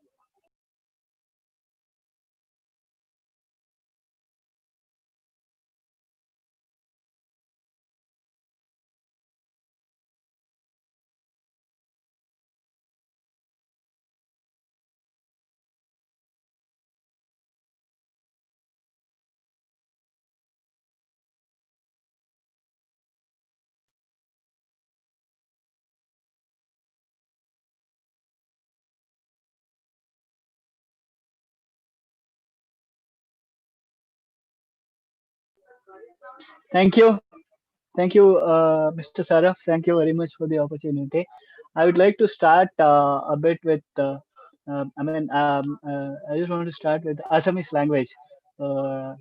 नमस्कार আজি ये webinar को बहुत लागू समय निमंत्रित अतिथि अग्रलय मोर आंतरिक সম্ভাষণ জনাইলো পোন প্ৰথমে আমি মহামাৰী কালত সমূহ নিমন্ত্ৰিত অতিথিৰো সমূহ সদস্যই লয় আকৌ আৰোগ্য কামনা কৰিলো with this I want to start the session of today's about the aeronautical engineering and aviation. I'll be very happy if the audience there is nothing like, see, the topic says that aeronautical engineering or aviation, which is a vast subject. To know anything about this particular engineering, or in specific, if someone is having any point to make or anyone wants to ask anything about this, I'm eagerly looking forward to interact with the participants more than going ahead in a monologue session. That's the way in which I generally do. And then with this, I would like to take up this talk. Shall I, Mr. Saraf? Thank you.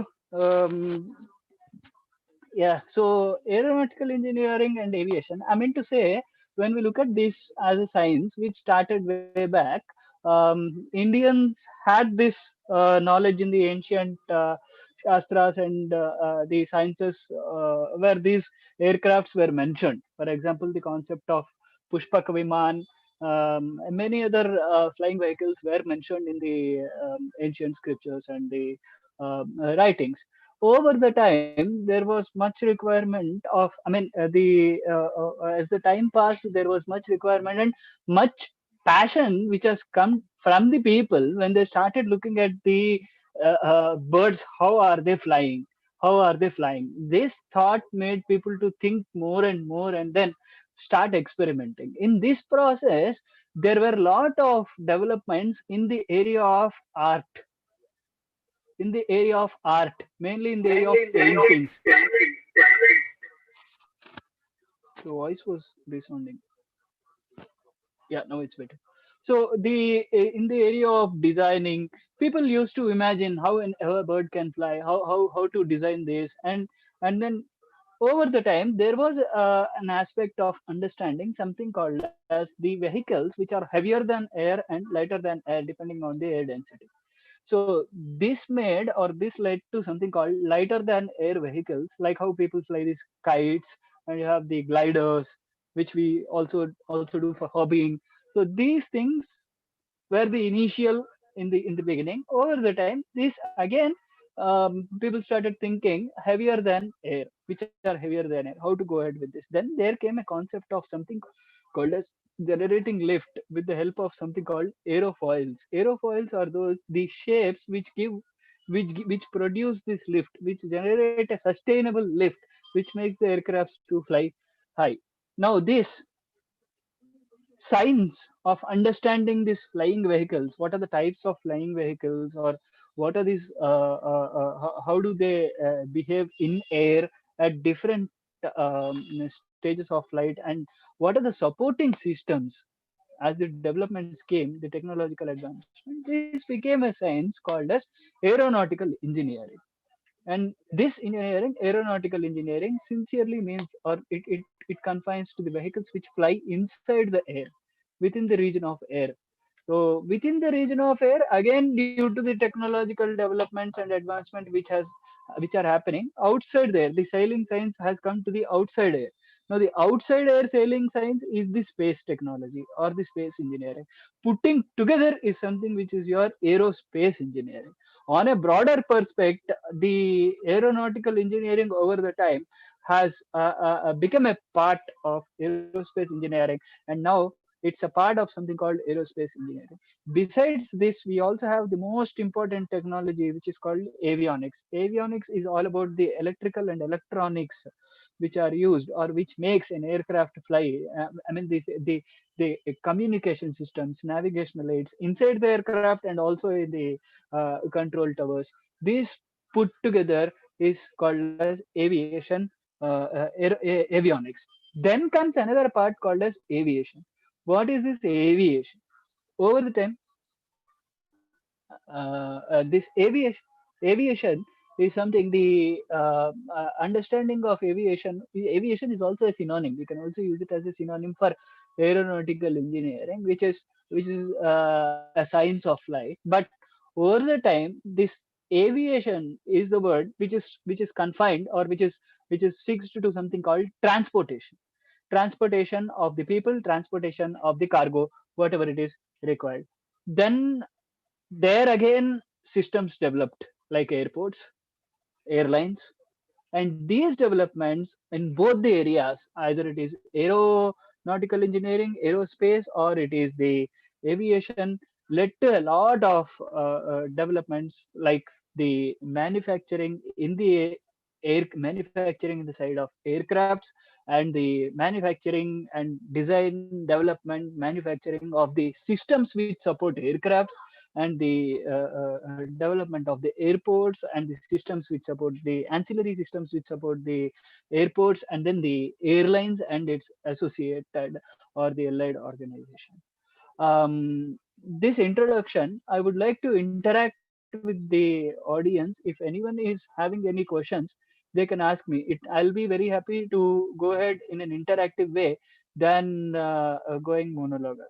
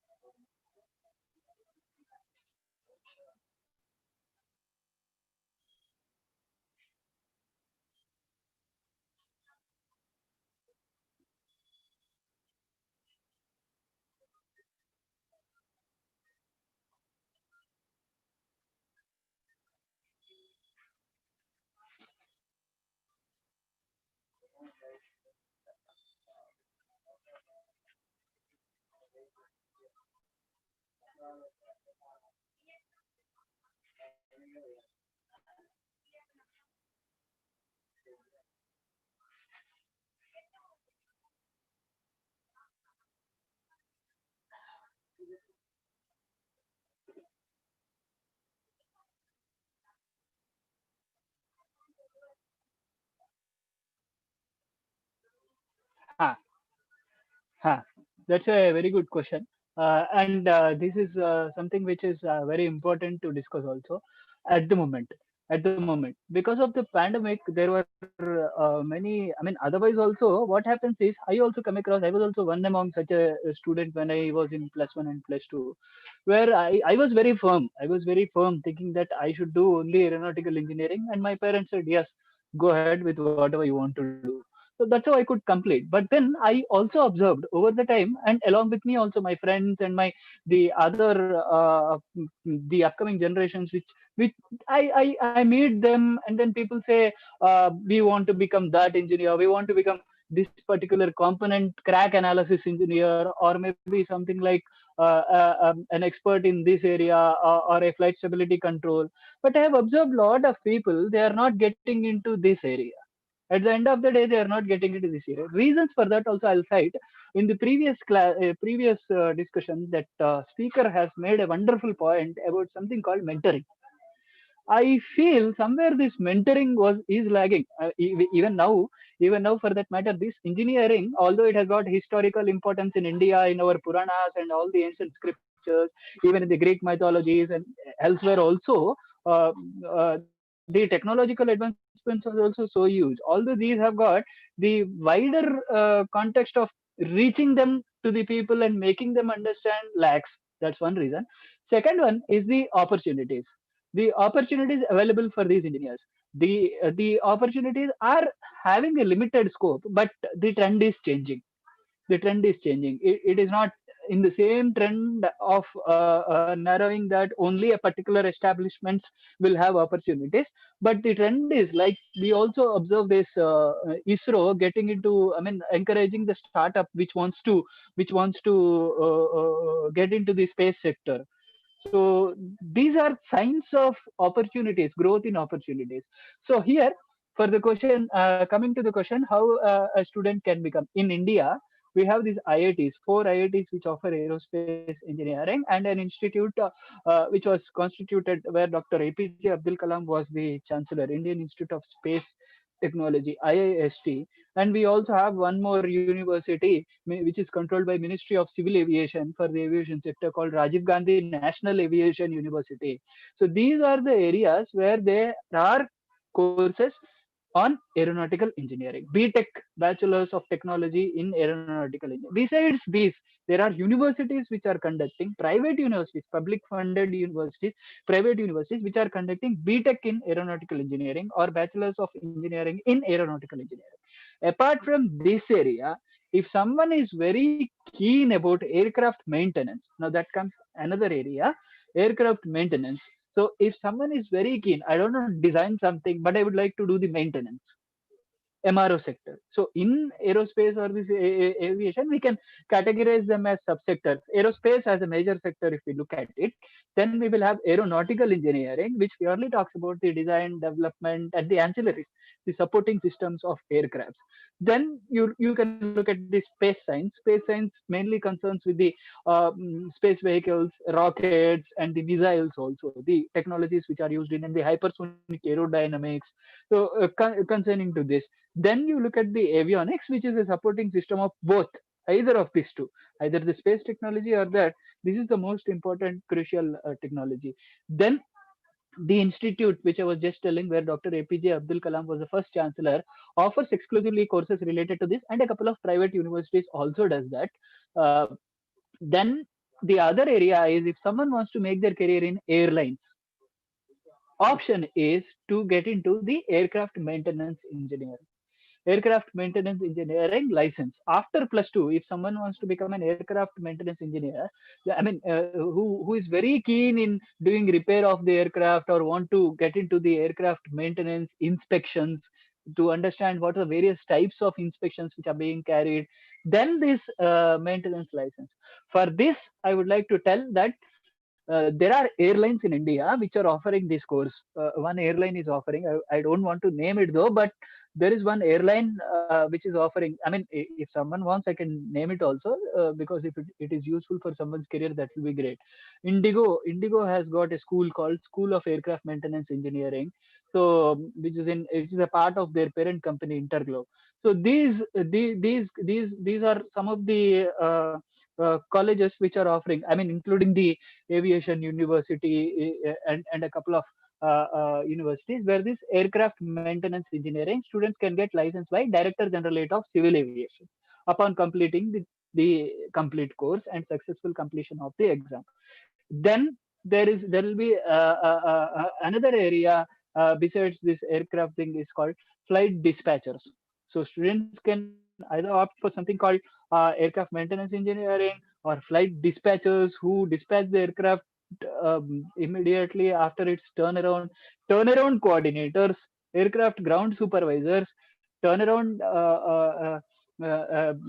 loading supervisors. That is also another area, loading supervisors. So these are the areas, not just the aeronautical engineering at a degree level, but also in these levels, where they'll obtain a license. Some of the institutions, since the license is not considered as a degree, some of the institutions integrate it with a degree program, say BSc in airport science, or BBA in aviation. They integrate it with a degree program and they offer it. So with that license, students can start their career into the aeronautical engineering, either a bachelor's level technology in aeronautical or aerospace. And we are also, as I said, avionics also we are seeing nowadays. Then this aircraft maintenance, where the options will be more and more with airports and airlines. Than airports, I would say airlines. And in airlines, it can be the general aviation, which means the chartered aircraft, or it can be the chartered aircraft, or it can be the scheduled ones, like the airlines which are scheduled and which operate. And then the other one is the cargo. There also you need a dispatcher, load controller. All these are required. So if it is a maintenance engineer, then the opportunities can be explored, and that area of skilling will not be killed. Otherwise, this is something which is need of the hour, where students should also aspire and take a right mentorship. With this areas would be very flourishing in the coming days. That I can tell.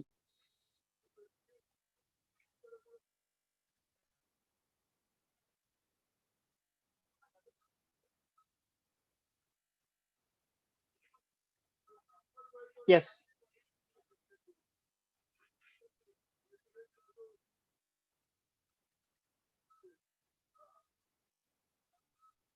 So the Civil Aviation Ministry, what does they do is, they have got something called Director General of Civil Aviation.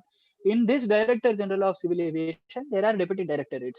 So one of such a directorate looks at this licensing, training and licensing. The AME schools, I was telling, Indigo has got their own, and a few couple of other aviation institutes which are offering this aircraft maintenance engineering. These schools will have to take approval from Director General of Civil Aviation for that training and licensing from the Deputy Directorate. Then once they get that licensing, according to the guidelines, whatever they give to the institutions which have got approval, excuse institutions which have got approval from them will guide the students in conducting the exams. Now, I remember once I have also made a point to integrate it with a degree program, than only making it a license. 3 years or how many years the student will take to clear the license. Instead of that, integrating with that recognizes them. Most of the students opt this course at the same time. Most of them do not opt also. Do not opt. The reason is it is only a license, not a degree. So, some will be able to afford, some will not be able to afford. People who will not be able to afford may not be going for this, but the people who will be able to afford, then they can integrate a degree program they can do. Otherwise, if it is recognized as a degree, that will be a great help. I've put up a point when I got an opportunity to interact with the bureaucrats at Mocha, when they are also working on this to something making it like a degree program where students can make benefit, and more resources can be developed, skilled resources can be developed in this area. This area, as in, it is not only aircraft maintenance, it is also the load dispatchers, aircraft dispatchers, and the airworthiness inspectors. That doesn't happen immediately, as in to say overnight, but overnights after gaining certain experience, maybe from a level of aircraft maintenance engineer. So the examination, the papers, whatever Director General of Civil Aviation will give the guidelines to the institute, students can clear those. Along with that process, then this after obtaining license, students can make out the opportunity. If you ask me the trend or what are the opportunities at the moment, due to pandemic, these opportunities are not so great. That I have to agree sincerely. But then yes, once the airlines, I heard recently that there is a new airline in Northeast region called Fly Go or Fly Easy. One airlines which has started recently, Guwahati based airlines, Fly Go or Fly Easy. Okay. And also I heard about another airlines which is in planning stage called UAJet. The new airlines, when they are entering in, it is a sign of more than return on investments to them, to the people around or the people who live in these regions. It will be more of something like economic return on investment. Employability opportunities will not be that great increasing immediately, but then the signs we could observe, and over the time, as the growth of the airlines, certainly these opportunities and benefits will also increase. Being optimistic and being hopeful is what is the need of the hour at the moment. So that's my answer.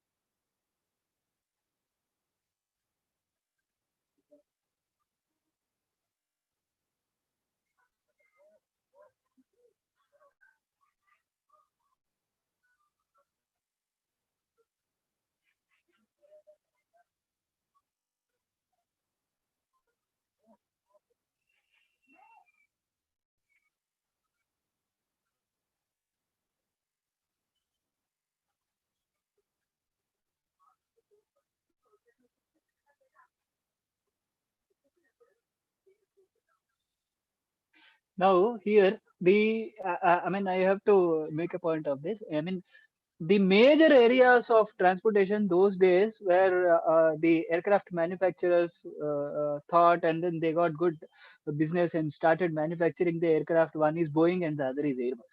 But there was also a hidden area amongst these two. There was also a hidden area between these two. The long haul flights where these Boeing and Airbus were focusing on, there was another area called regional transportation. This regional transportation aircraft led to the development of two more corporations called as Embraer and Bombardier. These two. Now, at the moment, we have, as you are making a point about HAL, this is a very good development which we should know, and we have to circulate it across, that HAL has Dornier aircraft. So there is a scheme. The previous gentleman was mentioning about TrueJet. At that time, he did mention a point about Ude Desh Ka Aam Nagrik, the regional connectivity scheme which connects the Tier 2 and Tier 3 airports and underserved and unserved airports, to say. So under this scheme, HAL is also working out to provide these Dornier aircrafts where the Dornier aircraft is indigenously manufactured, designed in India by HAL. So HAL is one area where, I mean, Boeing has their subsidiary in this country. I'm sure it is in Chennai. It was a different company earlier. They have purchased it. So that is still existing. It's a part of design. And besides these two, there is this Lockheed and Martin. The defense aerospace, if we look at it, there is this Lockheed and Martin, Tata Lockheed and Martin and Tata Boeing Ventures in Hyderabad. And yesterday, the gentleman who belongs to Telangana government has shared an information that there is going to be an aerospace university in Hyderabad. When these aerospace and defense universities will come, not only for exploring opportunities into the industry, but also India is going to be the research hub in the coming days for aerospace and defense. Because the technology partners or the knowledge partners who are associating with this are those who have industry exposure, and when they join and collaborate, then these developments will not only in the area of manufacturing or the application of the making out the opportunity, but also the research area will certainly shine. And once that happens, then automatically we could see, because the research which was done way back, we could see the light combat aerial vehicle called Tejas. And when we could see a lot of research which has done way back, we are seeing Dornier. And now again, research and tech feasibility reports are pushing it into the Udan scheme. So when the airlines start ordering it in Udan scheme, which means to say the demand for the regional transport aircraft will increase. And now one point which I observe, this is my personal opinion, that due to the lockdown, all the aircraft operations were suspended. And now the lockdown has opened up, unlocking is going on. At this moment, the phase-wise allowing of the airlines is happening to fly. So the phase-wise internationally, they are going with air bubbles concept, and domestic operations are allowed everywhere. When the domestic operations are allowed everywhere, which means to say, than the foreign airlines flying into India, Indian domestic market is picking. That growth in the air traffics we are observing. Constantly we could see, not in a large trend, but constantly there is a footfall in increasing fashion which is happening. So when people come, when people opt, then automatically the need for flying will increase. And also when people go with other transports, other mode of transports, the rules and regulations are a bit, I mean to say, lengthy and time consuming when they opt air transport. So this is making people, and it is the most safest method, I would say, at this moment, at this present, or even after that also, I would say that air transportation is always safest method or mode of transportation. I mean, provided the other thing goes to God, in the hands of God. But then yes, the safety measures which are taken in aviation are innumerous, and they're always, like today morning I was conducting a class on ATC to university students. Then the moment aircraft is pushed to the moment aircraft is landed, from the moment aircraft is pushed to the moment aircraft is landed, pilot is always controlled with the control units. Every time, precise control. That much control it is there. So beyond that, if something happens, that is not in the hands of. I mean, I'm not saying that. That is again another study, another exploration area where students can explore something called human factors in aviation, which is one of the neglected areas, but most important area. where students should focus on this. Every employee who works in the airports, airlines should undergo this training to understand what is error, what are these errors. So these are a bit high and specialized areas where students, once they become something, then they can get into these areas, understand, and get through. So besides these, and another point is that ISRO, as you made, ISRO is one. The defense organizations, DRDO, and we also have Hyderabad, the place where I live, is is is called as Missile Hub because the research center Imarat, the missile development, design, and everything happens here. And there is also, I recently read in news that there is also a proposal for defense establishment, training establishment for skill development in Chitradurga in Karnataka. So these things, when the direct establishments are coming forward for the skill development, then the opportunities with them are more. And the concept of encouraging entrepreneurship by ISRO in the startup, for the startups in the ecosystem of space technology, is a sign of encouraging more players into the market. Right now also we have a couple of startups which are into this space technologies, which worked on a couple of missions like Mars mission, and not into the large picture, but in small supporting. Yes, they did do that. So these are also one of those where the students are looking at. And for this, I would say only one thing, that right mentorship is required. I am associated with one university, a private university, where I really like that HOD's zeal, or the head of the department zeal, in giving guidelines to the students in such a way that even if one student is interested for one particular elective, he says, I will give you that subject. Where I was doing that, it wasn't that system. It was mainly depending on majority of the students go for this subject, we'll give you this subject. So now this gentleman, I mean, couple of universities, not only this university, a couple of universities are also doing it. One subject, okay, we'll give you one professor. So I mean to say that encouraging students to go with their passion in aeronautical engineering or in aerospace. Let us say someone is interested to learn about rockets and missiles, giving them that knowledge will enable them to make career. That passion which the professor or the teacher teaches, like this, I would again go back to Dr. APJ Abdul Kalam's ages when he was studying. He says a beautiful example of his professor, says Siva Subramani Iyer. Then the Siva Subramani Iyer professor, when he doesn't say that he taught me maths or he taught his science, or he says that he radiates life. Where he comes, where he walks through, means he radiates life. And when he teaches, he gives knowledge. So knowledge is something which is not confined to one particular aspect, although it is when we say rockets and missiles or UAVs or any other. But the way in which you teach is something you should inspire, and that has to come from the teacher. So for that reason, and my company, the subject matter experts and the instructors who are there with me, I'll tell them, you teach the subject that great or not doesn't deal. It's not a big deal nowadays. It's not so a big deal for the kids also to get the information. They are all millennial kids are very well equipped with internet and many other facilities. Bringing information is on their fingertips, but directing them, motivating them, and leaving it as a memory will make them tomorrow we can see on some big role. That is the happiness for a teacher. So therefore, teachers play a very vital role in shaping the career, including parents. The mentoring which comes from these people, that should be constant and that should be encouraging. Then certainly we see students making opportunities. Although if I say that it's only HL or it's only one company which is there in this country, students will make opportunities in that country if right guidance, right mentorship is given to them.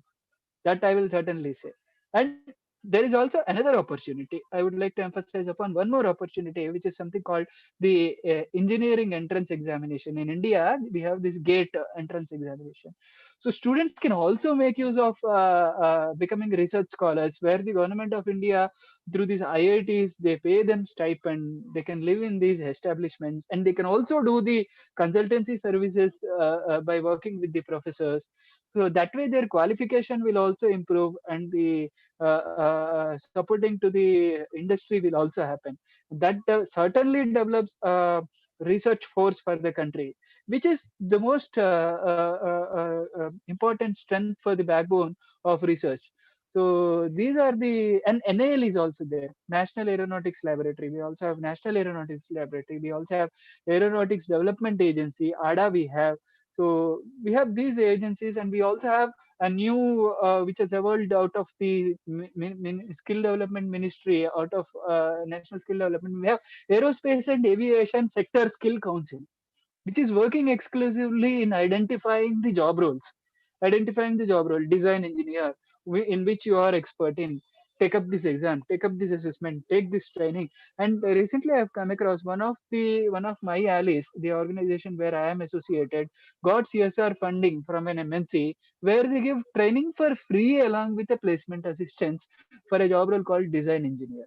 And we also have the technical publication, aircraft asset management. These are also some, and the companies related to these are also there, for which Boeing and Airbus, the major corporations, are clients. So that these are some of the arenas where students can certainly. It's all in the vision. If we look at it like this is a small space where we don't have, then this is a small space. If we are focused in that small space, and then that small space will become large space of opportunities. That's my point. And aviation, when I say aviation, civil aviation, at the same time, aviation in defense. In defense, we have three aviation, not two. Three we have: Army aviation, Navy aviation, and then we have Air Force. These establishments also conduct exams, and when they conduct the exams, I mean that is something which students must explore. The first preference for an engineer or a BTech aeronautical engineer who completes their course, they have to look at this army exams. I mean, these are the exams. It's not so easy to get into, doesn't mean that it is not possible to get into. It's just that not easy to get into means you have to make some time and get into. That's the only, within the time you have, focus on that gate. And these are the opportunities which are available in Indian market, I would say.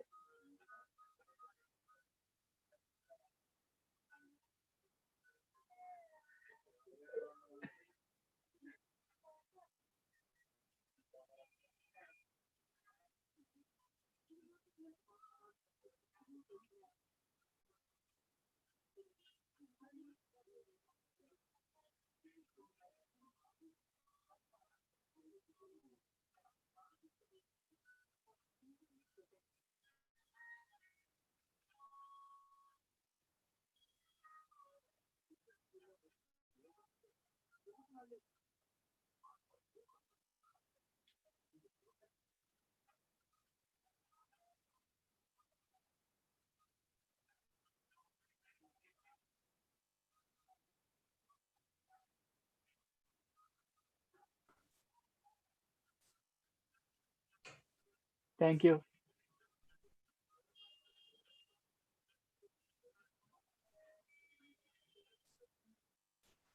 Thank you so much. Before Thank you that, so much. before Yeah. that, Dhanyabad for giving the opportunity. I started with Assamese language. I was not sure whether I was correct or not. Since I am entering for the first time into Guwahati, I wanted to start with the language. So my students are there. I just took their help and made that. No, no, sir. It's absolutely, absolutely. It has given. It was like a icing on a cake type. We have started with an Assamese language, sir, and it's a pleasure and honor for us, Mr. Bhargava, that you have devoted some time for the young generation of India and across the world who have participated and Thank who you are very seeing much. this on the live. It's indeed a pleasure because the subject is unique. Many people are not aware of these opportunities, and Yes. your details discussion probably will be helpful for those students to take this further. And I will like to request all the participants, if you want to connect with Mr. Bhargava, please feel free to contact us. We will help you to connect with him. And sir, thank you so much. Thank you so much, sir, Thank you for very your much. valuable time. And Thank now you very much. like we are going to end the session.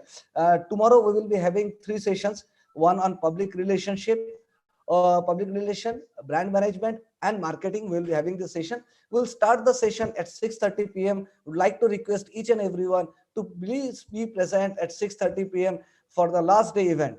And to end this event, I would like to request Rotarian Mona Lisa Sharma to offer the vote of thanks. Good evening, everyone. On behalf of the entire team, I would like to thank Chief Guest Dr. S.P. Singh, Vice Chancellor, Royal Global University. Our speakers of today's evening, Bharani Kumar Depuru, Bhargava R. Rayaprolu. I would also like to thank Rotarian Abhimanyu Saraf for being the moderator of today's evening.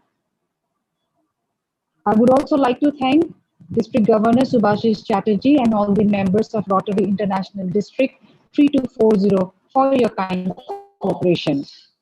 Thanks to our sponsors, RT Enterprise Shillong and Diagnomed Instruments Imphal. Thanks to our partner, Silchar Management Association and all the participants of today's session. Thank you.